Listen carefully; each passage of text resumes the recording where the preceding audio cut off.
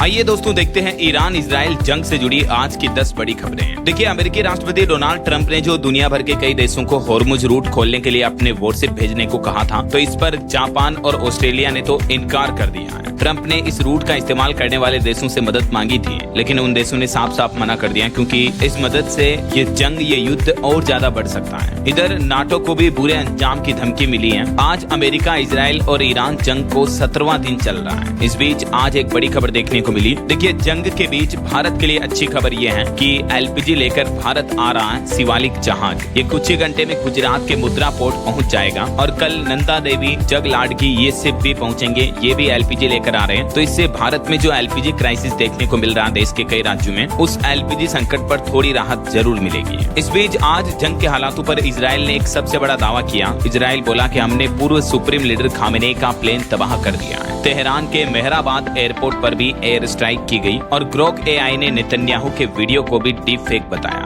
वहीं एक्सपर्ट्स बड़ा दावा कर रहे हैं कि ईरान में 15 दिन बाद भी सत्ता नहीं बदली है। एक्सपर्ट बोले कि डोनाल्ड ट्रंप अकेले इस जंग को नहीं रोक सकते हैं। तेहरान के पास अभी भी खेल पलटने की पूरी ताकत है। 2 सप्ताह से ज्यादा समय हो चुका है ईरान के खिलाफ युद्ध चलने के बाद। कुछ रिपोर्ट्स में दावा किया जा रहा है कि अमेरिका के राष्ट्रपति डोनाल्ड ट्रंप जल्द ही जीत का ऐलान कर सकते हैं। हालांकि इस युद्ध के अंतिम परिणाम इस बात पर निर्भर करेंगे कि आखिर ईरान आगे क्या करता है। वाशिंगटन पोस्ट की रिपोर्ट्स के मुताबिक अगर ईरान लड़ाई जारी रखता है, जहाजों पर हमले करता है या जवाबी कार्रवाई करता है, तो फिर युद्ध वास्तव में खत्म नहीं होगा। रिपोर्ट्स के मुताबिक ईरान की नौसेना का एक बड़ा हिस्सा नष्ट कर दिया गया है। उसकी कई मिसाइलें खत्म हो चुकी हैं और उसके कई टॉप लीडर्स भी मारे जा चुके हैं। इसके बावजूद अमेरिकी राष्ट्रपति डोनाल्ड ट्रंप के वे बड़े राजनीतिक मकसद अब तक पूरे नहीं हुए हैं, जिनकी उन्होंने कई बार बात की थी। यानी ईरान में अभी भी पुराना शासन ही कायम है। इसके साथ ही ईरान ने होर्मुज स्ट्रेट के रूट को बंद करके दुनिया भर में तेल सप्लाई को रोक दिया है और इससे वैश्विक तेल बाजार में उथल फुथल मचा दी है। तो एक्सपर्ट्स का यह मानना है कि ईरान अभी भी खेल पलटने की ताकत रखता है। ऐसा नहीं कि अमेरिकी राष्ट्रपति डोनाल्ड ट्रंप अकेले इस युद्ध को, इस जंग को खत्म कर सकते हैं या इसको निर्णायक मोड़ दे सकते हैं। भले ही अमेरिका और इजराइल ने अपने हमलों में ईरान के पूर्व सुप्रीम लीडर अली खामेनेई को मार दिया, लेकिन बावजूद इसके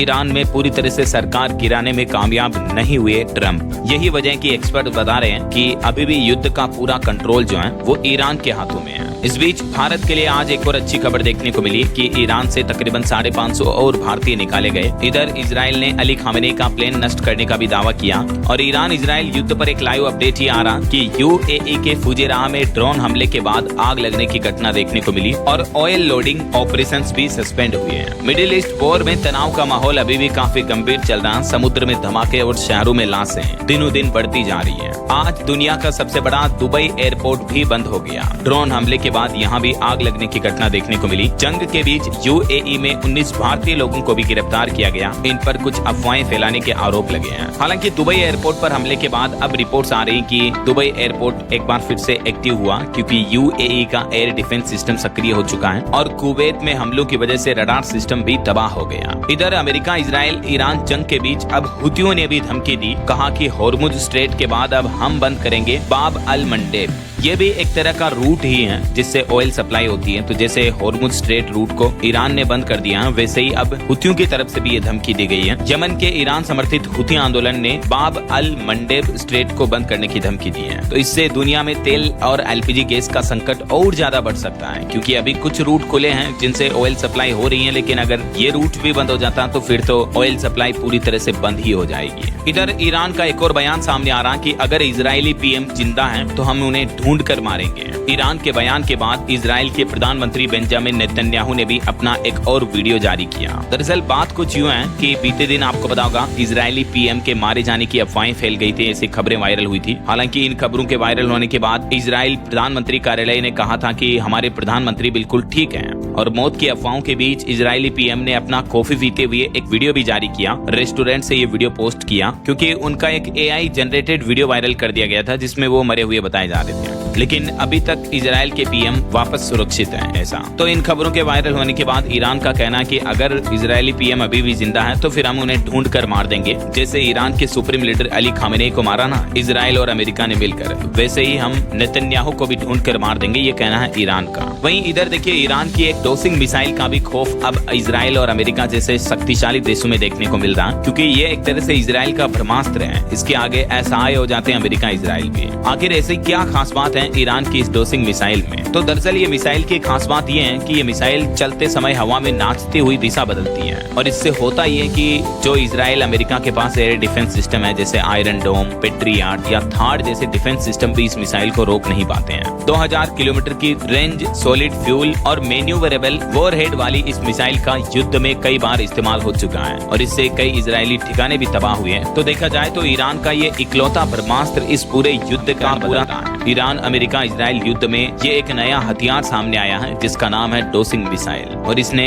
इजराइल और अमेरिका दोनों के नाक में दम कर रखा है। इतनी पावरफुल है ये ईरान की डोसिंग मिसाइल। वहीं दोस्तों इन युद्ध के हालातों की वजह से दुनिया भर में महंगाई भी बढ़ रही है। हमारे देश का भी ये डेटा देखिए आप। थोक महंगाई दर पिछले 12 महीने में सबसे ज्यादा पहुंच चुकी है। फरवरी में ये 2.13% पर पहुंच चुकी है। खाने पीने की चीजें और रोजाना की रोजमर्रा की जो जरूरत का सामान होता है वो भी महंगा हो चुका है युद्ध के हालातों की वजह से। एक्सपर्ट्स का ये मानना है। ये फरवरी के WPI के डेटा आप देख सकते हैं। जंग की वजह से इंसानों को कितनी तकलीफ होती है जो बेगुनाह लोग बाग होते हैं। देखिए आप, लेबनान में 2 लाख बच्चे बेघर हैं। पर्यटकों की कमी हो रही दुबई में भी। दुनिया भर में ट्रेवल सेक्टर को रोजाना तकरीबन 5,500 करोड़ का नुकसान हो रहा है इस मिडिल ईस्ट तनाव की वजह से। ये डेटा तो मैंने आपको बताया ही था। सबसे ज्यादा क्राइसिस LPG गैस सिलेंडर को लेकर हमारे देश में भी देखने को मिल रहा है। सिलेंडर के लिए राजस्थान, बिहार समेत कई राज्यों में अभी भी जाम लगा हुआ है। देश भर में सुबह से लंबी लाइनें लगी हुई है। कई जगहों पर LPG गैस सिलेंडर की कालाबाजारी भी हो रही है। जो 950 वाला सिलेंडर है वो ब्लैक में 3,500 का मिल रहा है। मध्य प्रदेश के ग्वालियर में भी छुट्टी के दिन खुली LPG एजेंसियां। भोपाल में कांग्रेस ने लगाई चाय की दुकान। मंदसौर में नरेंद्र सरेंडर के नारे भी लगाए लोगों ने। हालांकि मध्य प्रदेश के कुछ शहरों में अब LPG संकट से राहत मिलनी शुरू हो गई है तो कई में गैस सिलेंडर की किल्लत अभी भी बरकरार है। कई जगहों पर कल संडे छुट्टी थी, रविवार था, उसके बावजूद भी